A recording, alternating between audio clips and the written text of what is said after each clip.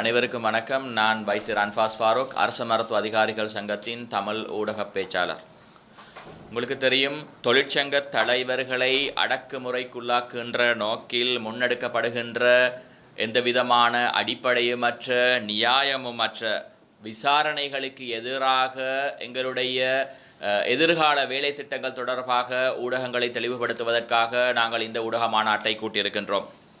உங்களுக்கு தெரியும், கடந்த காலங்களில் இலங்கை நாடானது பல்வேறுபட்ட பொருளாதார சமூக அரசியல் ரீதியான நெருக்கடிகளுக்குள்ளால் சிக்கியிருந்த நிலையிலும் கூட இந்த நாட்டின் சுகாதாரத்துறையை பாதுகாப்பதற்காக, இந்த நாட்டு மக்களின் உயிர் வாழும் உரிமையை உறுதிப்படுத்துவதற்காக, இலவச சுகாதாரத்துறையின் தரத்தினை மேம்படுத்துவதற்காக வரையறைகளுக்கு அப்பால் சென்று வைத்தியர்கள் உள்ளடங்கலான சுகாதார சேவை ஊழியர்கள் அரும்பாடுபட்டு இந்த சுகாதாரத்துறை கீழே சரிந்து விழாது பாதுகாத்தனர். எனவே அவர்களை தைரியம் இழக்கச் செய்வதற்காக அவர்களுக்கு எதிராக முறைகேடான ஒழுக்காற்று விசாரணை என்கின்ற பெயரில் அவர்களை தைரியம் இழக்கச் செய்து அவர்களை பாதிப்புகளுக்கு உள்ளாக்குவதற்கான இந்த முறைகேடான விசாரணைகளை முன்னெடுத்து வருகின்றனர். எனவே அதே போன்று இந்த விசாரணை குழுவை நாங்கள் பார்த்தோம் என்று சொன்னால், இந்த வைத்தியர்கள் அல்லது சுகாதார ஊழியர்களுக்கு எதிராக விசாரணைகளை முன்னெடுக்கின்ற இந்த விசாரணை குழுவில் காணப்படுகின்ற அதிகாரிகள் என்றாலும் கூட அவர்கள் இந்த துறை தொடர்பாக எந்தவிதமான தொழில்நுட்ப அறிவுகளும் காணப்படாத நபர்களை கொண்டு இந்த விசாரணைகளை முன்னெடுத்து செல்வதன் காரணமாக இந்த பொறிமுறையில் பாரியதளவு சிக்கல்கள் இடம்பெற்றிருக்கின்றது. எனவே இந்த பிரச்சினையில் ஒரு பாரதூரமான விடயம் என்னவென்று சொன்னால், இந்த நாட்டின் சுகாதாரத்துறை உயர்ந்த தரத்தில் பேணப்பட வேண்டும், இந்த நாட்டு மக்களுக்கு உயரிய சுகாதார சேவை பெறப்பட வேண்டும் என்ற நோக்கில்தான் இந்த நாட்டில் உள்ள வைத்தியர்கள் உள்ளடங்கலான சுகாதார சேவை ஊழியர்கள் பாடுபட்டனர். எனவே இந்த நாட்டின் சுகாதாரத்துறையில் ஊழல்கள் இடம்பெறுகின்ற சந்தர்ப்பங்களில், இந்த நோயாளிகளுக்கு பாதிப்புகள் ஏற்படக்கூடிய விடயங்கள் இடம்பெறுகின்ற சந்தர்ப்பங்களில் இதனை சம்பந்தப்பட்ட அதிகாரிகளுக்கும் உயர் பீடங்களுக்கும் நாட்டு மக்களுக்கும் இதனை தெளிவுபடுத்துவது அரச மருத்துவ அதிகாரிகள் சங்கம். இந்த நோயாளிகளுடன் நேரடியில் தொடர்பில் இருக்கின்றவர்கள் வைத்தியர்கள் என்ற ரீதியில் இது தொடர்பான பாரிய பொறுப்பு எங்களிடம் காணப்படுகின்றது. எனவே இது தொழிற்சங்க சட்ட மூலத்தினால் வழங்கப்பட்டிருக்கின்ற ஒரு உரிமை என்ற அடிப்படையில் இது தொடர்பாக இந்த பிரச்சனைகள் தொடர்பாக மருந்து பற்றாக்குறை காரணமாக நோயாளிகள் எதிர்நோக்குகின்ற சிரமங்கள் தொடர்பாக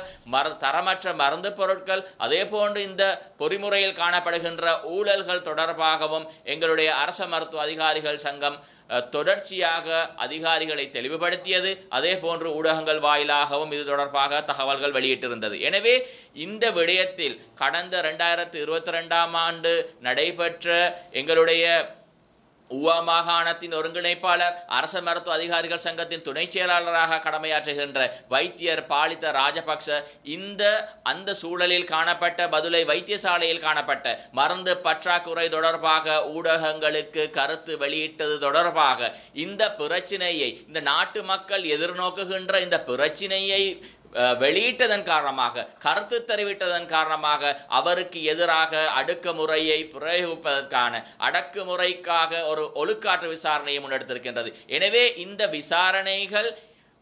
விசாரணைகள் என்ன கேளிக்கையான விடயம் என்று சொன்னால், இந்த விசாரணையை முன்னெடுப்பதற்கான எந்தவிதமான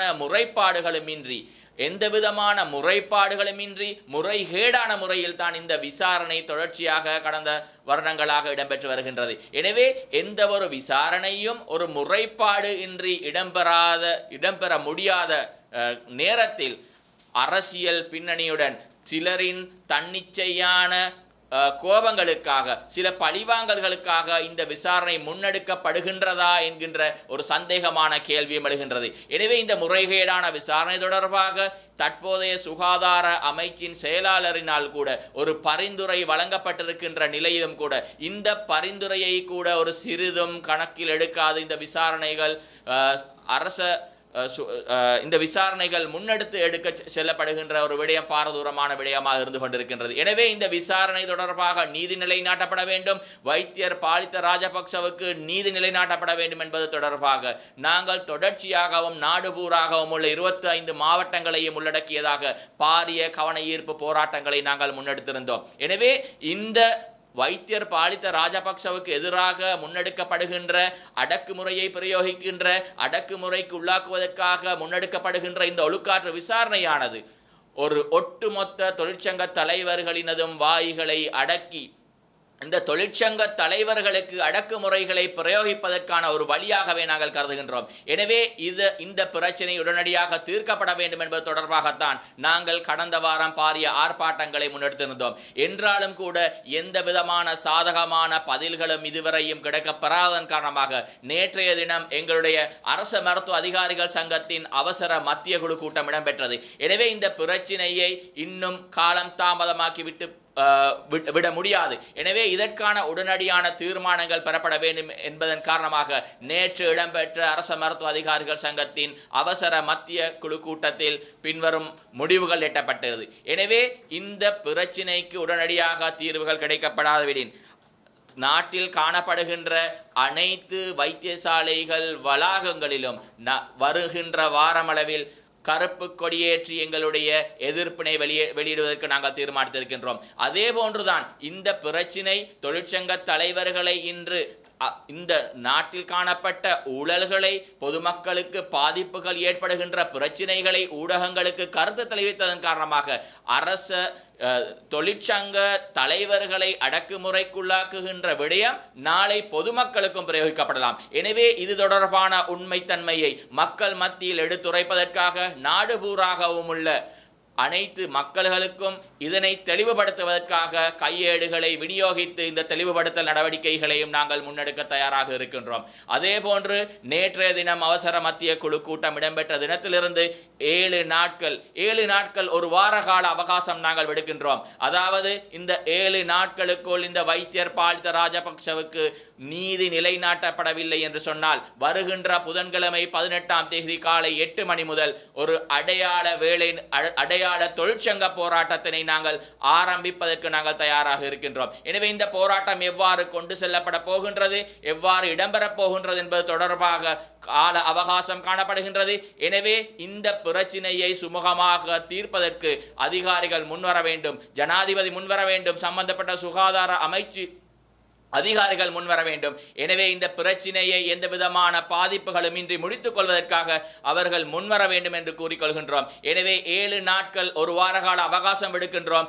இந்த பிரச்சினை தீர்க்கப்படாத விட்டு 18ஆம் தேதி காலை 8 மணி முதல் நாங்கள் அடையாள தொழிற்சங்க நடவடிக்கையை நாங்கள் ஆரம்பிக்க இருக்கின்றோம். அதே போன்றுதான் இந்த முறைப்பாடுகள் இன்றி முறைகேடான முறையில் இந்த விசாரணைகளை முன்னெடுத்து சென்ற இந்த விசாரணை குழு அதிகாரிகளுக்கும் எதிராகவும் ஒரு ஒழுக்காற்று விசாரணையை நடத்துமாறு நாங்கள் சுகாதார அமைச்சையும் சுகாதார அமைச்சின் செயலாளரையும் நாங்கள் நேற்று வேண்டிக் கொண்டிருந்தோம். அதே போன்றுதான் இந்த விசாரணைகளை முன்னெடுக்கின்ற இந்த சுகாதார அமைச்சில் காணப்படுகின்ற இந்த விசாரணை குழு தொடர்பாகவும் நாங்கள் ஏற்கனவே பல இடங்களில் நாங்கள் தெளிவுபடுத்தியிருந்தோம். எனவே இந்த விசாரணைகளை முன்னெடுக்கின்றவர்கள் இந்த வைத்தியர்கள், அதே போன்று சுகாதார ஊழியர்கள், இந்த சுகாதாரத்துறை தொடர்பான எந்த விதமான தொழில்நுட்ப அறிவும் இல்லாதவர்களாக காணப்படுகின்றார்கள். எனவே ஒரு துறையில் அறிவு இல்லாதவர்களால் அந்த துறையை பற்றி எவ்வாறு விசாரணைகள் மேற்கொள்ள முடியும்? எனவே இந்த விசாரணை குழு ஒரு உடனடியாக